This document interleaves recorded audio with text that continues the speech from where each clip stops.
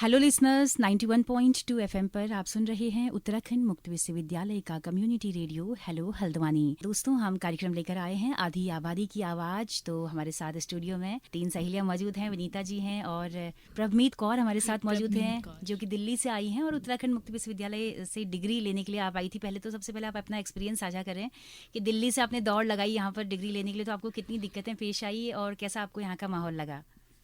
So basically मेरा नाम प्रभमीत कौर है और मैं हरिद्वार से हूँ, बट आजकल मैं कुछ 5 सालों से दिल्ली में वर्किंग हूँ एंड करंटली मैं थोड़ा फर्दर स्टडीज़ के लिए अब्रॉड का प्लान कर रही थी कनाडा में। एंड सडनली मुझे डिग्री की ज़रूरत पड़ी। सो मुझे सुबह ही ट्रेन लेके हल्द्वानी आना पड़ा। मैंने डिग्री दिसंबर में अप्लाई किया था। इवन यहाँ पे जितना भी स्टाफ है वो बहुत ज़्यादा सपोर्टिव है। सो मुझे डिग्री थोड़ी सी जल्दी चाहिए थी। तो मैं यहाँ पे सुबह ही ट्रेन लेकर आई and the journey was too difficult.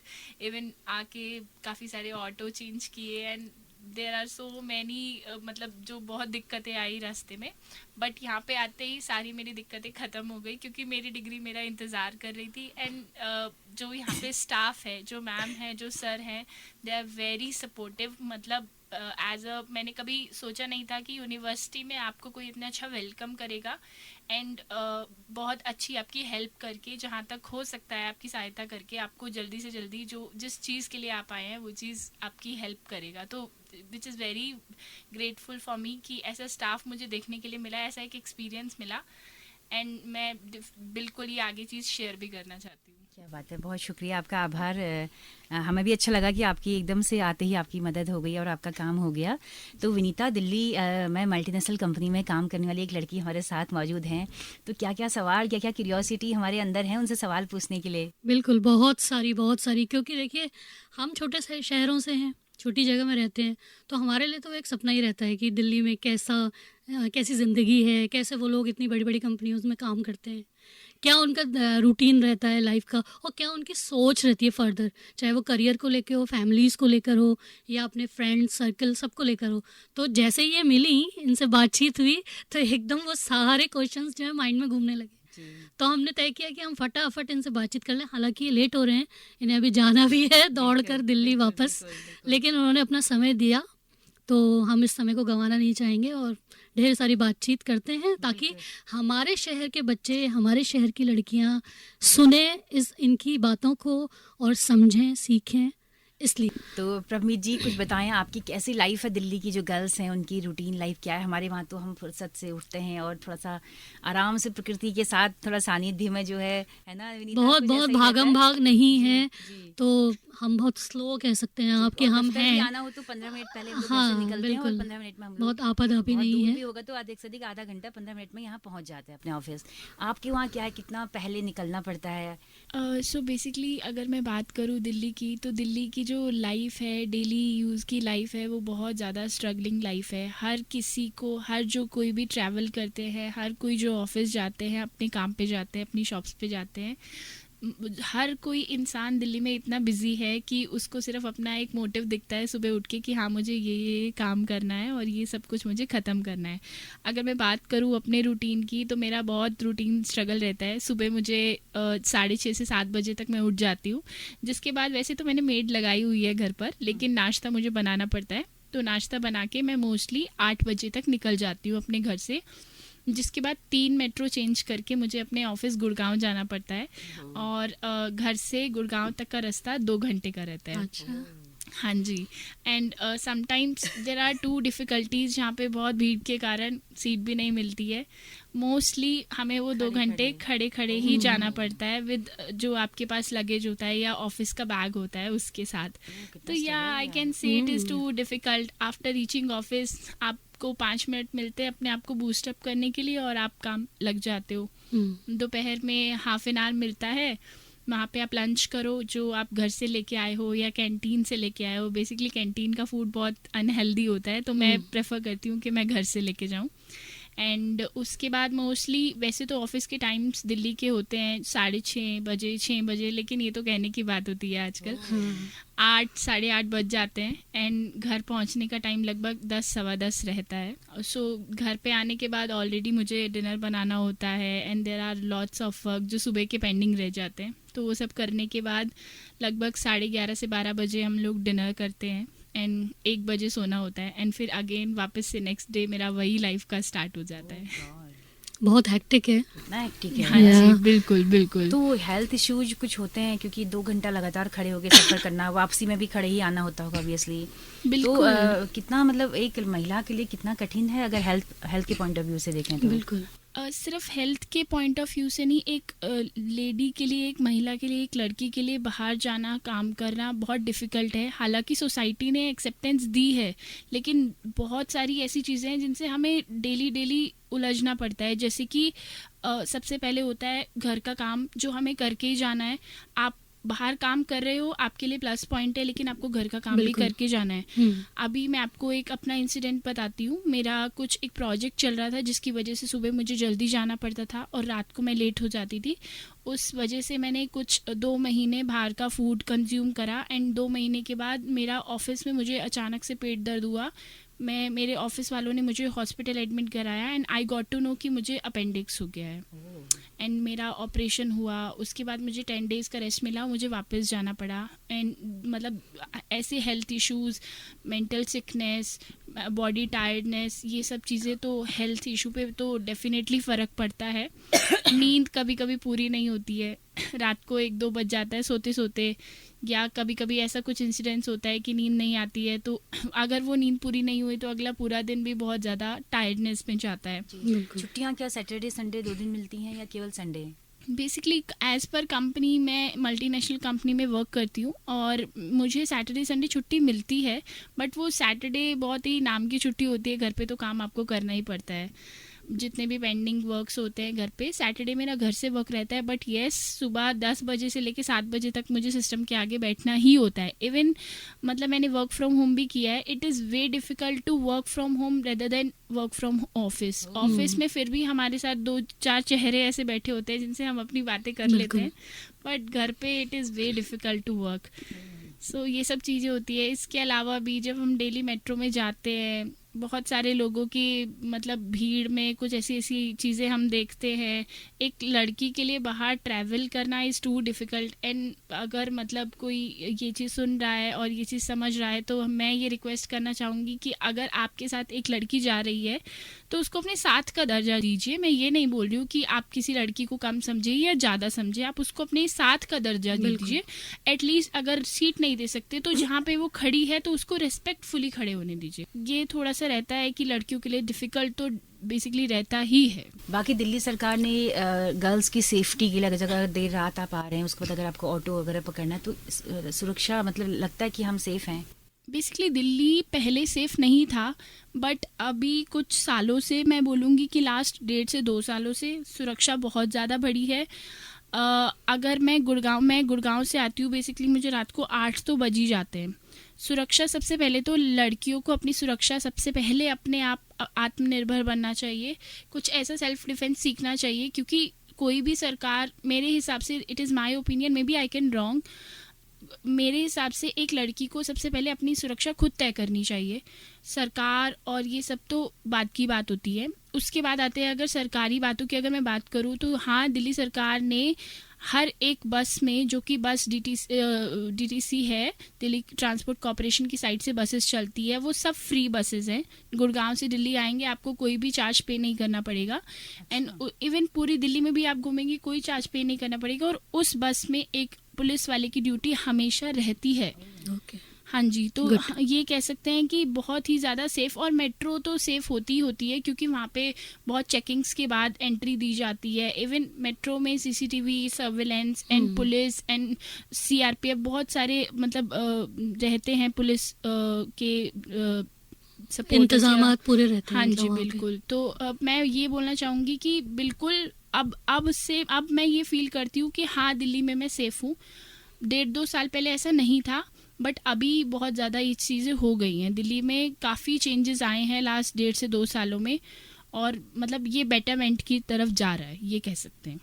चलिए, ये तो बहुत बढ़िया बात है जो आपने अभी बताई, इन्फॉर्मेशन काफ़ी अच्छी है, क्योंकि छोटे शहरों से निकलने वाली बच्चियां बहुत ज़्यादा तैयार नहीं होती हैं।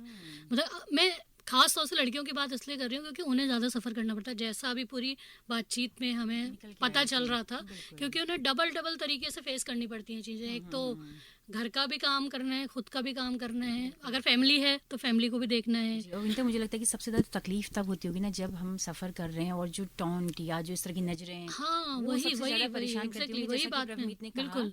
कि मतलब एटलीस्ट हम इंसान हाँ के तौर पे अपने कलीग्स की, अपने एक हाँ, साथी के बिल्कुल तौर पर आप बिल्कुल, देखिए। तो वो भी ज़रूरी है। और ऐसा मिल पाना, हाँ ठीक है, एक समय ऐसा आएगा, मुझे उम्मीद है कि जब सब चीज़ें बराबरी से चलेंगी, लेकिन ये तो फेस करना ही पड़ता है। ये चाहे शहर कुछ भी हो, कैसा भी हो, अगर बाहर निकल रहे हैं हम लोग, तो ये चीज़ें कहीं ना कहीं हम इससे टकराते ही हैं। अच्छा, जो आपके कलीग्स वगैरह हैं उनकी मेंटालिटी मतलब आपको लगता है कि बदली है? महानगरों में तो एटलीस्ट थोड़ा बहुत तो बदली होगी, गर्ल्स को देखने का जो नज़रिया था।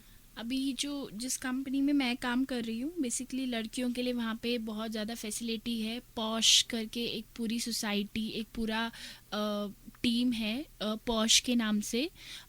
फुल फॉर्म तो आई थिंक मैं नहीं बता पाऊँगी, कुछ पीपल ऑर्गेनाइजेशन करके है पॉश के नाम से। बट वो पॉश ऐसे काम करती है कि अगर किसी ने आपकी कुछ गलत वे में जाके अब्यूजिव बैक बिचिंग भी की है ना, तो उस पे भी वो लोग स्ट्रिक्ट एक्शन ले सकते तो हैं। ये क्या कमेटी सी कुछ होती है, मतलब ऑफिस के अंदर होती है? यस, ऑफिस के अंदर होती अच्छा। है।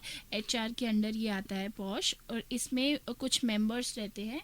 और इसमें अगर किसी भी लड़की के साथ कोई भी कुछ गलत बात भी करता है तो लड़की को 6 लाख रुपए तक का जुर्माना है। और वो जो 6 लाख रुपए वो डायरेक्ट लड़की को कंपनसेशन जाता है। सो हाँ, कह सकती हूँ कि मतलब गुड़गांव में तो स्पेशली, गुड़गांव दिल्ली में, क्योंकि मैंने अभी वहीं काम किया है, लड़कियों के लिए ऑर्गेनाइजेशन में बहुत ज़्यादा एम्पावरमेंट आ रही है। बस एक ज़रूरत है तो आपकी आवाज़ उठाने की। गलत हर जगह होता है और गलत हर किसी को फेस करना पड़ता है, बट आपको बोलना बहुत ज़रूरी है। बिल्कुल सही बात है। कार्यस्थल पे यौन उत्पीड़न की जो कमेटी बनी हाँ, है वही वो होगी, सभी जगह पे मुझे होंगे। लगता है वही होगी, इसके हाँ। अलावा क्या डिलीवरी के टाइम पे वो छुट्टियां वगैरह मिलती हैं गर्ल्स को मल्टीनेशनल में? बिल्कुल बिल्कुल। इवन इन माय कंपनी मेंटरनिटी जब भी आपका होता है, यहाँ पे 2 तरह की फैसिलिटीज़ हैं।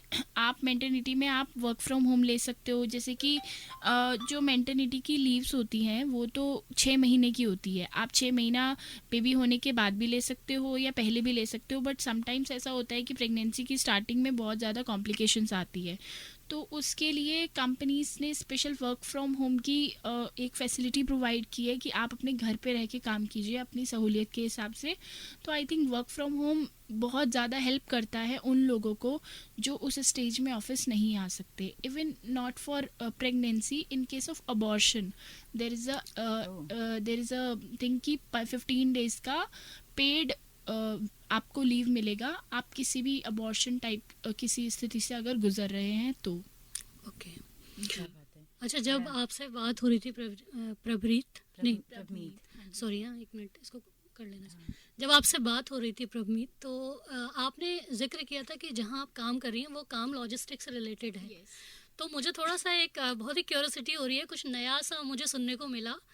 तो जैसे इस तरीके का जो एक्सपीरियंस, वर्क एक्सपीरियंस है, कम सुनाई देता है, ख़ासतौर से हमारी जगह पे जहाँ हम रहते हैं। तो मैं चाहती हूँ कि आप इसको थोड़ा एलोब्रेट करिए, थोड़ा कुछ जानकारी हमारे बच्चों को दीजिए, ताकि वो अगर सोच सकते हैं इसमें करियर बनाने के लिए तो कुछ तैयारी करें अपनी। तो थोड़ा सा आप। सो बेसिकली लॉजिस्टिक्स को मैंने अपनी स्टार्टिंग एक करियर के रूप में नहीं चुना था। ये मुझे एक बाय गॉड ऑफ ग्रेस बोलो, मेरे फादर का स्टार्टिंग से ही, जब मैंने 10th पास किया था तो इवन मैं एक बहुत अच्छी फैमिली से बिलोंग करती हूँ, बट मेरे फादर का स्टार्टिंग से ही कहना ही था कि आपको घर पे नहीं बैठना है, आपको सेल्फ इंडिपेंडेंट बनना है, क्योंकि कल का सिचुएशन कैसा भी आ सकता है, उसको फेस करने के लिए सेल्फ इंडिपेंडेंस इज इम्पॉर्टेंट। सो मेरे फादर के एक फ्रेंड थे, उनके थ्रू मैंने एक कंपनी ज्वाइन की थी जो लॉजिस्टिक में आज बहुत अच्छी डेवलप कंपनी है, जो 30 साल पुरानी भी है।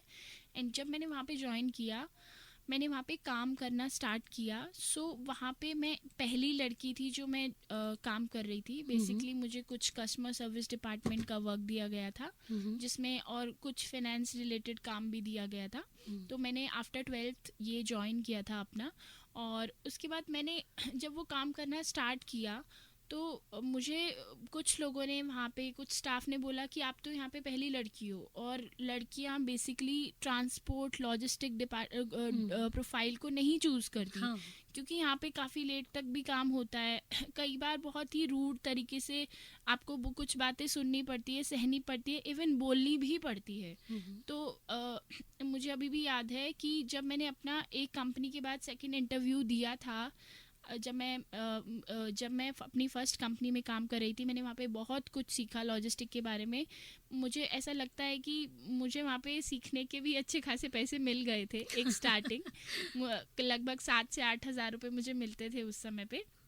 बट सीखने में वो पैसा मिल रहा था, तो मैंने उसको एक पॉजिटिव वे में लिया, और मैंने जब वहाँ से जो कुछ सीख सकती थी, नॉलेज ले सकती थी, वो लिया। और वो नॉलेज भी इसलिए ली क्योंकि मुझे उस प्रोफाइल में, उस काम में बहुत ज़्यादा इंटरेस्ट आ रहा था। फिर जब मेरी शादी हुई 2017 में, तो मैं दिल्ली आ गई।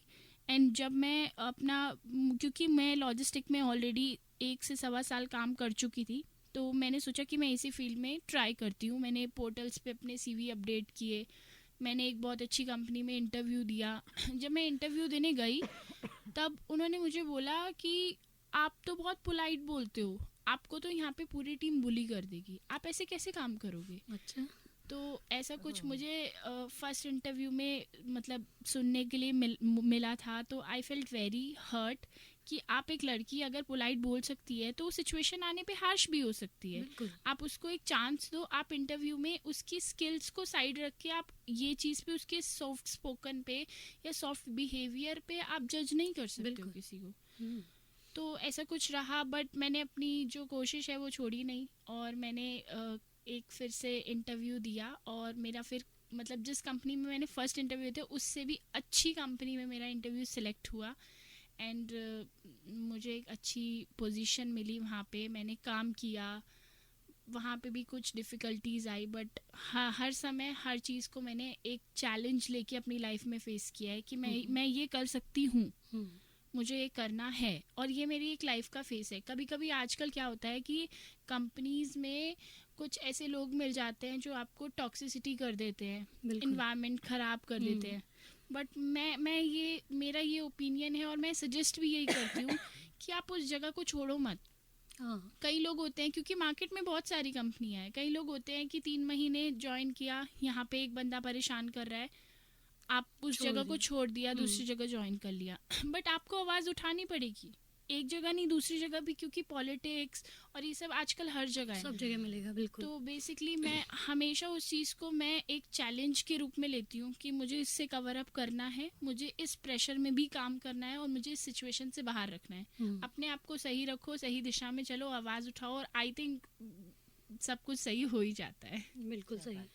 हाँ जी। तो बड़ा अच्छा लगा वनीता प्रभमीत जी को सुन के, और पूरे एक्सपीरियंस है ना। बिल्कुल, बहुत बढ़िया। मन तो कर रहा है कि बात बहुत लंबी चलती रहे, पर क्योंकि लेट हो रहे हैं, लेकिन हम चाहेंगे कि वक्त पे आप फिर कभी आपको मौका लगे तो आप थैंक यू जरूर वेरी से मच, बात इट इज़ करिए। वेरी ऑनर टू मी कि आप मुझे अपने मौका दिया अपना एक्सपीरियंस शेयर करने का।